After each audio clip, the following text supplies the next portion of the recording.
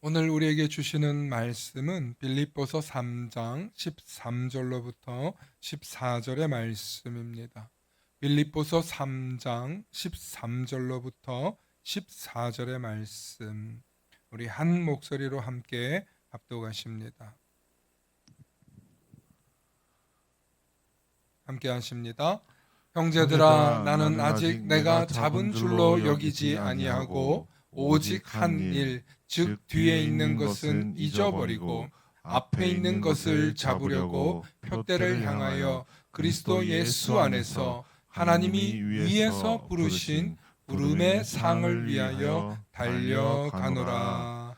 아멘. 아멘. 오늘은 십자가의 길, 비전의 길이라는 제목으로 말씀의 은혜 나눌 때 하나님의 크신 은혜가 있기를 소망합니다. 오늘은 사순절의 시작을 알리는 성회 수요일입니다. 이제 사순절 하면 한국교회 많은 그리스도인들이 사순절 절기를 교회력 정도로만 알고 있습니다. 그런 게 있지 이렇게.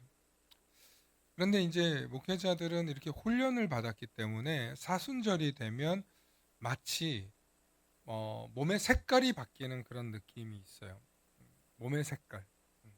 이제까지는 막 생기발랄하고 뭐 이런 뭐 파란색, 뭐 녹색 그런 느낌이라면 이 사순절이 딱 되면 고난을 상징하는 보라색, 예, 그렇게 바뀌는 듯한 그런 느낌을 받습니다. 신학교에 처음 갔을 때 뭐 신학교 1, 2학년 때 뭘 압니까? 잘 몰라요. 그런데 사순절이 되면 고기 반찬이 나와도 먹지 마라. 함부로 이렇게 경거망동하지 마라. 뭐 어디 가서 뭐 사 먹는 것도 좀 조심해라. 음, 굉장히 그 주의를 주셨어요. 근데 신학교를 처음 가서 그런 이야기를 들었을 때 낯설더라고요. 굉장히. 아, 이제 이런 절기라는 걸 우리가 지켜야 되는구나. 근데 고등학교 때까지 그런 교육 잘 모르거든요. 배울 수 없고 또 일반 개신 교회들은 이걸 강요하지 않아요. 강조하지 않아요. 그러다 보니까 잘 몰랐어요. 근데 신학교를 딱 가면 이 사순절 절기가 되면 굉장히 설교도 그렇지만 우리가 매일 뭐 경건회도 있지만 일주일에 두 번씩 이 채플이 있어요. 그러면 요 기간이 되면 말씀이나 엄숙함이 달라요. 예. 저희 학교 채플실을 가면 굉장히 채플실 자체가 엄숙하거든요. 근데 거기서부터 배우는 거예요. 신학생들은 적어도 목회자가 될 사람들이 이렇게 경건한 시간을 보내야 돼. 경건한 시간을 보내야 돼. 저희가 새벽 기도가 아니고 경건회라는 게 있어요. 학교의 기숙사에. 그러면 경건회도 이름 자체가 경건회잖아요. 되게 이름도 경건회. 경건회를 가야 돼요. 경건회. 음. 또 일종의 이제 경건회 몇 번 빠지면 이제 또 막 점수 받기도 하고 그런 게 있었는데 사순절 때 이제 막 우리 운동 좋아하고 그러거든요. 막 축구하고 막 그런 거 좋아하는데 요때도 이제 선배들 눈치 봐가면서 마음껏 못 하는 거예요. 그런 기억이 있습니다. 그럼 이게 6주 동안 이렇게 됩니다. 제가 주일날도 말씀드렸지만 테라로사라고 해서 그 시간 동안은 우리가 절제하는 훈련을 하는 거예요. 절제하는 훈련. 여러분 근데 일상 속에서 절제하는 훈련 하십니까? 1년 중에 그리스도인으로 살면서 여러분들 내가 예수 믿으니까 참는 거 뭐 있을 수 있겠어요. 그런데 생활에 더 절제, 음, 삶의 절제. 예, 이게 사순절 절기 때 하는 거예요. 만나교회는 제가 사순절 절기를 가끔씩 강조합니다. 음, 사순절 절기를 강조해서 이 사순절 기간 동안에 신앙에 대해서 얘기를 해요. 그런데 많은 분들이 이 기간을 잊어버려요. 예수를 믿고 구원받아서 이 땅에서 잘 사는 것을 많은 사람들이 기대하고 꿈꿉니다. 그런데 우리가 예수를 믿는 목적을 잘 생각해야 돼요. 구원받아서 행복하게 잘 사는 거, 그런 게 잘못됐다는 게 아니에요. 그런데 궁극적으로 예수님께서 우리에게 자기를 따르라 라고 말씀하신 거 기억나죠? 아무든지 나를 따라오려거든 자기를 부인하고 날마다 자기 십자가를 지고 나를 따를 것이니라. 그때 제가 그랬어요. 자기 십자가라고 했는데 그 십자가가 지난번에 멍에와 같은 개념으로 얘기하면서 자기 멍에를 매는 거랑 같다 그랬어요. 근데 그 멍에는 혼자 매는 게 아니고 누구랑 저요? 누구랑 저요? 힘센 소와 같이 가는데 그 힘센 소가 누구예요? 예수님이. 그러니까 우리는 예수님과 함께 메고 가는 거예요. 그러니까 이 사순절의 기간에도 예수님과 함께 하는 것을 경험하는 거예요. 예수님과 함께. 근데 많은 사람들이 예수님과 함께 할 때 이미지가 다양합니다. 어떤 사람은 예수님이 고난받고 있는 예수님과 함께 하는 걸로 생각하는 경우가 있어요. 고난받고 십자가 지고 있고 그런 예수님과 함께 하는 걸로 생각하는 사람도 있어요. 꼭 그렇게 생각할 필요는 없어요. 능력 있으시고 우리를 제대로 인도하시고 목자 되시고 힘 있고 어린 양을 구하시는 그런 예수님으로 생각하셔도 된다는 거예요. 그러니까 우리가 예수님과 동행한다는 생각을 할 때 예수님은 어떤 예수님으로 생각하느냐, 그것이 우리가 가지고 있는 신앙의 정체성이에요. 바울은요, 뒤에 있는 것은 잊어버린대요. 오늘 본문을 보니까 나는 아직 내가 잡은 줄로 여기지 아니하고 뒤에 있는 것은 잊어버린다라고 고백합니다. 그 이야기 뭐냐면 과거에 얽매이지 않겠다는 거예요. 바울의 과거를 돌아보면 과거는 어떻습니까? 바울의 과거를 생각하면 그리스도인 되기에 굉장히 처참합니다. 그렇지 않겠어요? 바울은 예수 믿는 사람들을 잡아서 죽이고 그들을 고문하고 심지어 스데반이 그 앞에서 돌을 맞아 죽을 때 바울은 당연히 여겼다 그랬어요. 그러니까 바울의 과거는 지울 수 없는 과거예요. 그런데 예수님을 만나고 보니까 예수님이 과거에 얽매이지 말라는 거예요. 과거의 실패나 과거의 실수를 주저하지 말라. 여러분, 우리가 살면서 과거를 돌아보면 부끄러운 게 얼마나 많겠어요. 누구나 다. 인생을 오래 살면 살수록 지난날의 과거에 연연하면 우리의 부끄러운 것은 너무나 많아요. 그래서 반대로 과거의 성공과 또 과거의 영광에 사로잡혀 있는 사람이 있어요. 내가 과거엔 이렇게 잘 살았는데, 내가 왕년엔 이렇게 살았는데, 네. 여러분 그런 사람은요 끝까지 과거의 영광에서 벗어나지 못해서 뭐해요? 교만한 사람이 되는 거예요. 교만한 사람. 그러니까 과거에 매이는 것 자체가 옳지 않다는 거예요. 과거의 실수나 실패도 문제지만 과거의 영광에 사로잡혀 있는 것도 우리를 성장하게 하지 못한다는 거예요. 또한 우리가 이런 과거에 매여 있을 때 우리의 자세가 어떻게 되냐면 많은 사람들이 자꾸 내 중심적으로 세상을 보게 되고 내 중심적으로 말씀을 이해하게 돼요. 그럴 때 우리는 하나님이 우리를 예수 그리스도를 통해서 십자가의 구원의 은혜를 주셨는데 이 구원의 은혜를 우리가 값싸게 만든다는 거예요. 혹시 여러분 들어보셨어요? 독일의 신학자 본헤퍼라는 분이 있는데 독일 세계 2차 대전 당시에요. 2차 대전 당시에 독일의 나치 히틀러가 유대인들을 학살하고 막 세계를 침략하고 있을 때 그때 보네퍼 목사가 교회를 향해서 비판했어요. 독일 교회를 향해서 비판했어요. 도대체 독일 교회 목사들 지금 뭐 하는 거냐? 국가에서 세금 주고 이렇게 좋은 교회의 시스템을 만들었는데 너희들 어떻게 정부를 향해서 지금 나치가 잘못하고 있는 것에 대해서 비판하지 않고 거기에 순응하며, 여러분 그 히틀러의 그 나치이즘이 뭔지 아세요? 우리가 게르만 사람들이 제일 위대하다. 다른 민족은 갱생이 불가능하다. 그렇기 때문에 우리가 가서 계몽시켜줘야 된다. 그러니까 이러한 자세를 가지고 독일이 침략하는 거예요. 그런 명분을 가지고. 그때 목사들이 반대를 했어야 되는데 안 한 거예요. 그래서 뭐라 그랬냐면 독일 교회 타락했다는 거예요. 그리고 독일 교회가 지금 하나님이 주신 이 구원의 은혜를 값싼 은혜로 만들고 있다는 거예요. 그래서 이 값싼 은혜에 대해서 많은 목사님들이 은혜를 받고, 그래, 하나님이 주신 이 구원의 은혜를 우리가 값싸게 만들어서는 안 되지. 그래서 많은 이야기들이 있어요. 값싼 은혜에 대해서. 어떤 게 있냐면 회개 없는 용서. 회개 없는 용서. 삶은 바꾸지 않으면서 삶은 개혁되지 않으면서 용서만 가르치는 거예요. 교회 와가지고 너 언제든지 회개하면 용서해 주셔. 아니, 교리적으로는 맞죠. 신앙의 고백적으로는 맞죠. 그런데 정말 그렇게 사냐는 거예요. 삶으로 돌아가서는 여전히 죄짓고 남 속이고 남의 것 빼앗고 세상은 원래 그래 하면서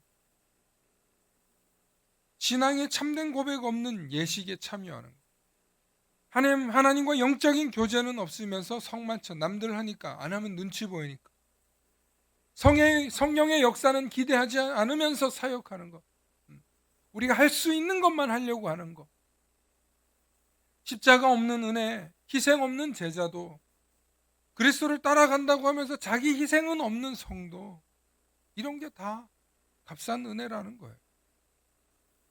그러니까 독일 교회를 향해서 이런 것만 너희들이 지금 가르치고 있으니까 교회가 타락하고 결국에는 권력의 시녀가 되지 않냐는 거예요.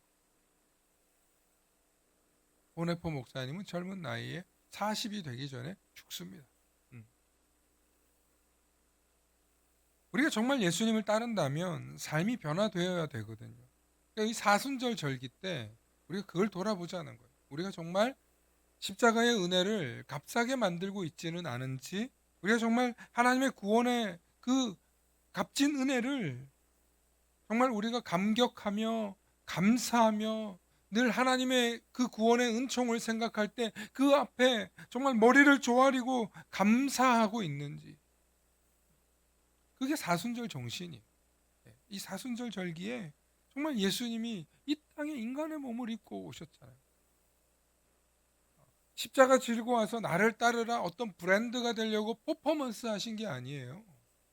우리가 해마다 이걸 하는 것은 교회력을 통하여서 새롭게 알지 못하는 성도들 혹은 교회를 처음 오신 분들에게 교회는 예수 그리스도를 이렇게 기념해. 그래서 기념설로 끝나는 게 아니라 그때마다 우리가 뭐 해야 되냐면 가슴을 치면서 회개하고 그렇게 살지 못한 것에 대해서 고백하자는 거예요. 그래서 믿음이 구원의 뿌리라고 한다면 행함은 구원의 줄기이고 은혜는 구원의 꽃이라는 말이 있어요. 저와 여러분들이 살아가고 있는 이 세상에서 하나님이 주신 그 구원의 은혜를 생각하면 그것이 정말 구원의 꽃이 되기 위해서는 믿음의 줄기인 행함이 있어야 되는 거예요. 교회는 믿음만 얘기하는 게 아니라 행함이 있는 믿음을 할 때 저와 여러분들이 하나님의 참된 자녀로 또 그리스도의 제자로 살아가는 거예요.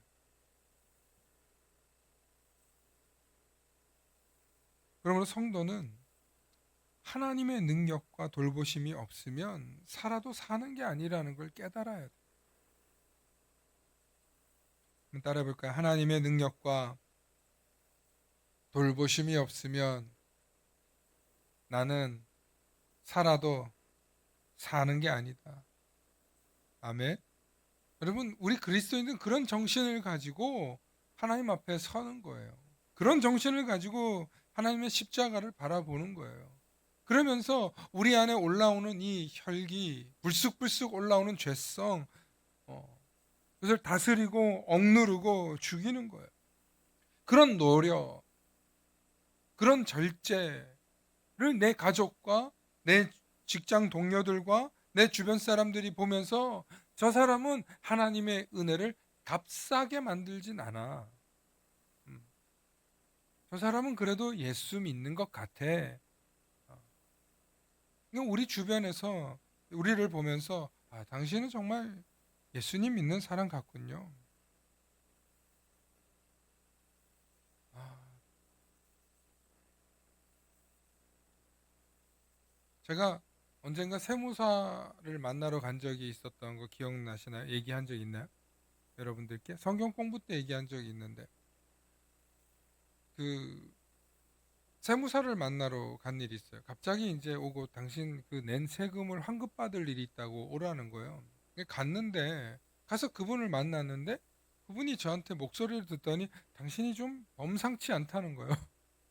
제가 어떻게 갔냐면 월요일 날 아침에 오라 그래가지고 갔는데 모자 푹 눌러 쓰고 그냥 잠바떼기 하나 허름한 거 하나 입고 청바지에 운동화 신고 갔거든요. 그냥 뭐 그냥 동네 아저씨죠. 그렇게 갔는데 목소리를 들으니까 범상치 않다는 거예요. 그래서 내가 왜 그러시냐고 그러니까 목소리가 좀 뭔가 이렇게 주시는 느낌이 다르다는 거예요. 그래서 왜 그러세요? 그러니까 뭔가 좀 이렇게 느낌이 있어요. 뭐 하시는 분이냐고 물어요. 거기서 거짓말을 할 수가 없잖아요. 거짓말을. 그래서 내가 그냥 목회한다고. 목사님이시냐고 그러는 거죠. 제가 아예 목회를 한다고. 어디서 하시냐고, 누구냐고, 어디 뭐 하냐고 막 저의 이제 호구 조사가 들어와요.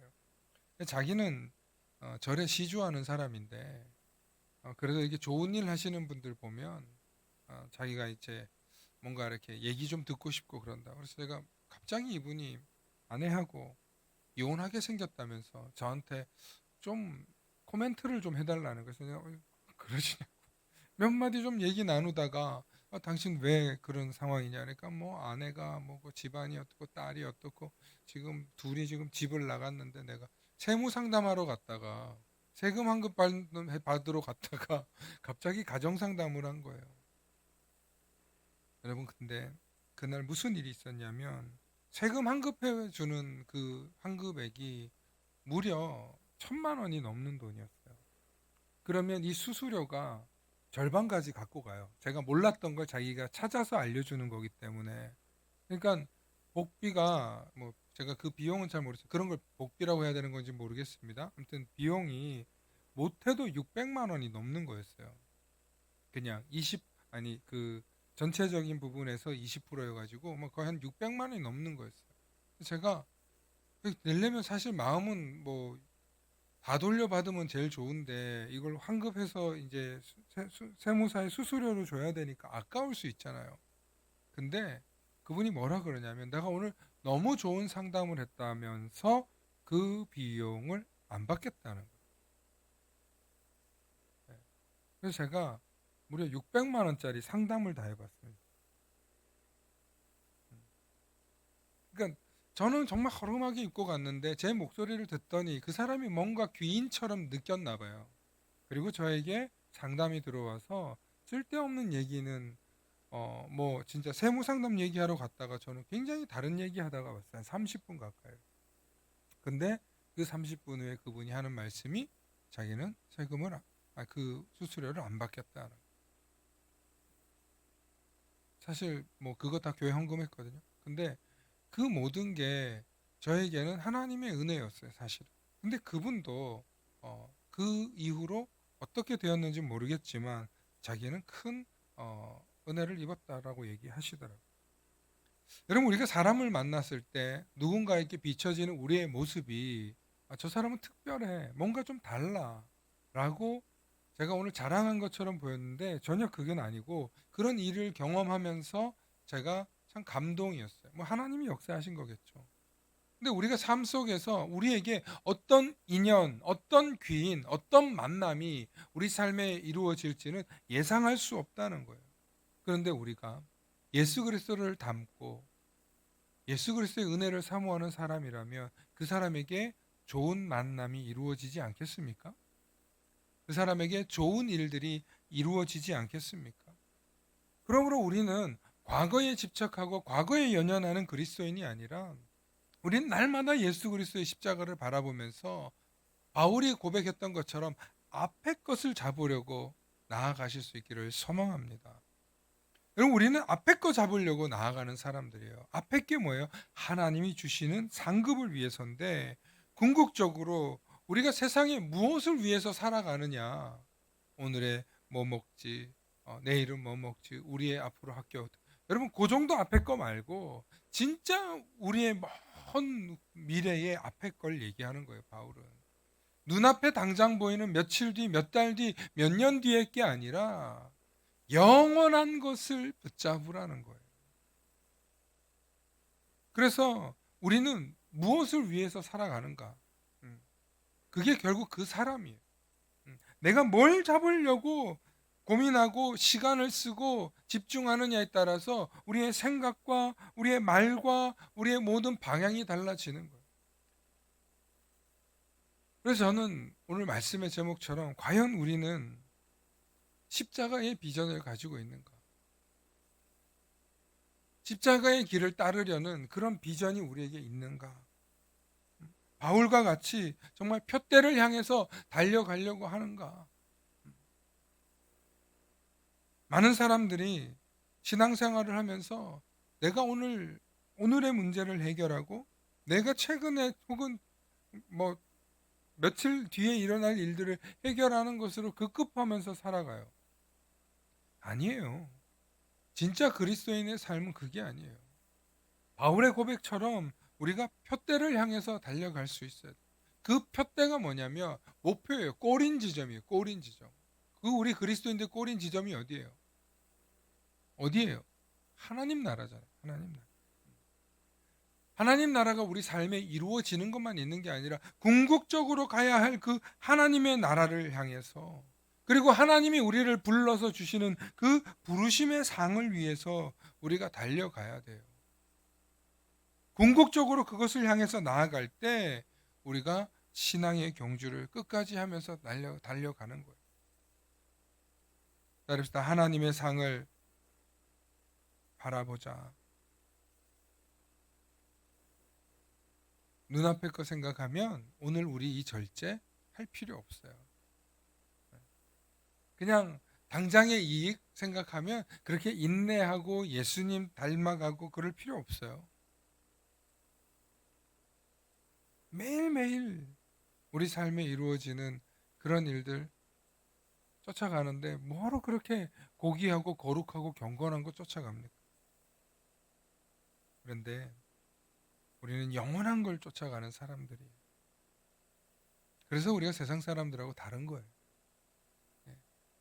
그것은 나이를 뭐 많이 먹었거나 적게 먹었거나가 아니고 아주 어린 날부터 영원한 것을 바라볼 때 그 아이의 말과 생각과 비전이 달라지는 거예요. 저 아까 찬양 부를 때 우리 갈 길을 밝히 보이시니 이 찬양 불렀잖아요. 어릴 때, 아주 어릴 때요. 부흥회 갔을 때 1, 2학년 때였던 것 같아요. 듣기도 하고 생각하니 참 진리시로.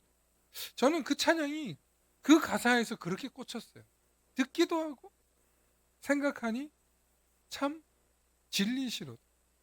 듣기도 하고 생각했는데 그게 진리라는 거예요. 하나님의 말씀을 듣다 보면 그래요. 하나님의 말씀을 듣다 보면 저 어려운 말씀이었는데 듣기도 하고 생각하니 그게 진리인 거예요. 그런데 그런 진리를 너무 어릴 때 배우니까 세상 학문이 시시한 거예요. 세상 가서 공부하는 게. 선생님한테 가끔은 그런 질문하면 너무 어린 애가 선생님도 고민하지 않는 것들이잖아요. 그런 게. 네. 기독교인들이 아니신 선생님들한테는. 그러니까 이 중학생 뭐 이 정도 되는 애들이 그런 고민 얘기하면 하라는 공부는 안 하고 자식이 이런 소리나 들었던 거예요. 네. 그런데 우리가 살아가는 모든 이치가 듣기도 하고 생각하면 진리인 게 별로 없어요.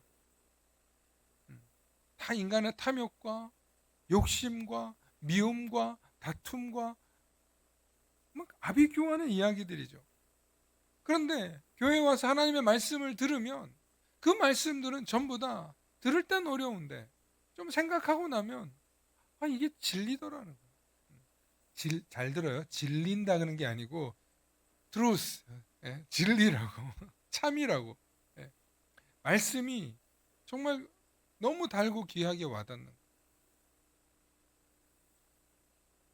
그리고 그게 우리의 고백이 되려면 순수하게 하나님의 말씀을 향해서 우리가 나아갈 수 있어요. 어떻게 하면 하나님 만나지? 어떻게 하면 하나님을 볼 수 있을까? 여러분 그런 생각 해보면서 사셨어요? 어릴 때?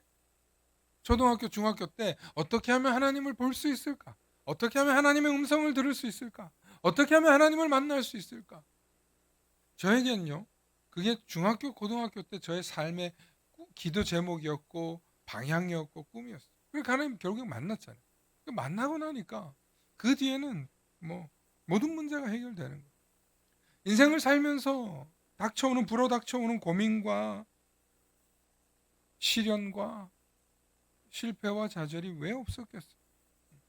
왜 우리에게 찾아오는 그 많은 실패들을 통해서 우울한 느낌이 오고 정말 난 안 되나 보다. 내 인생은 왜 이렇게 힘들까? 하는 좌절이 왜 없겠어요? 그런데 아주 어릴 때부터 하나님이 나에게 주셨던 그 깨달음, 듣기도 하고 생각하니 하나님의 말씀은 참 진리이신 거예요. 예수님은 참 진리이신 거예요. 예수님의 말씀은 정말 성경에서 내놓는 예수님의 모든 답변을 보면 뭐 이것보다 가치 있는 게 없어요. 예수님이 진리신 거예요. 예수님이 길이신 거죠. 그렇게 우리가 예수님이 나의 비전이 될 때 예수님이 지신 그 십자가조차도 나의 비전이 되더라는 거죠.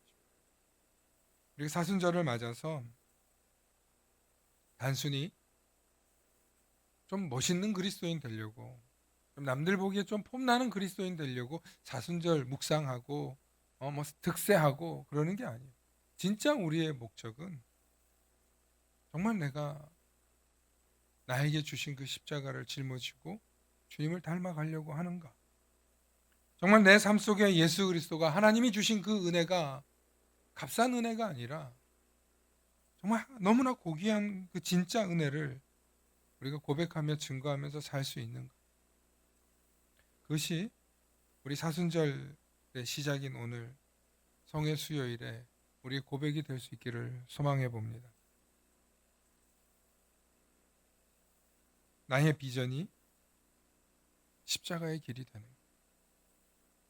나의 소망이 예수님을 닮아가는 것. 그것이 저와 여러분들의 삶 속에서 목표가 되고 꿈이 되실 수 있기를 소망합니다. 그냥 단순히 정말 멋진 말이고 정말 괜찮은 말이고 정말 교회에서 하는 얘기니까 그렇게 가야지 이런 게 아니라 정말 예수 그리스도를 사모하고 사랑하고 그 구원의 은혜가 값져서 십자가의 길이 나의 비전이 되는 거예요.